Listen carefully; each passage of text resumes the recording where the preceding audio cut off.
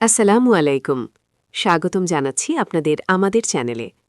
মহান বিজয় দিবস উপলক্ষে জাতীয় স্মৃতিসৌধে বীর শহীদদের প্রতি শ্রদ্ধা নিবেদন করেছেন অন্তর্বর্তীকালীন সরকারের প্রধান উপদেষ্টা প্রফেসর ড মোহাম্মদ ইউনুস। বিস্তারিত জানাচ্ছি এই প্রতিবেদনে। মহান বিজয় দিবসে জাতির শ্রেষ্ঠ সন্তানদের প্রতি গভীর শ্রদ্ধা জানিয়েছেন প্রধান উপদেষ্টা প্রফেসর ড মোহাম্মদ ইউনুস।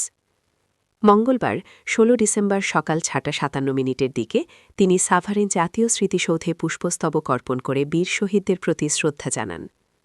এ সময় বাংলাদেশ সেনাবাহিনী, নৌবাহিনী ও বিমান বাহিনীর সমন্বয়ে গঠিত একটি চৌকস দল প্রধান উপদেষ্টাকে রাষ্ট্রীয় অভিবাদন জানায়।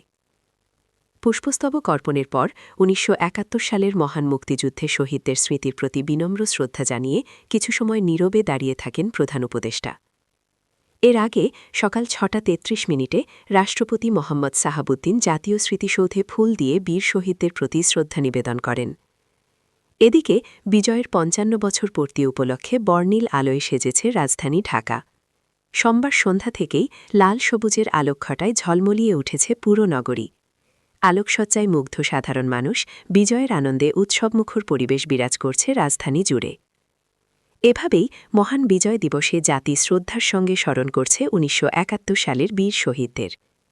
এখন পর্যন্ত এই ছিল সর্বশেষ খবর। ভিডিওটি ভালো লাগলে লাইক দিন, শেয়ার করুন এবং চ্যানেলটি সাবস্ক্রাইব করতে ভুলবেন না। ধন্যবাদ।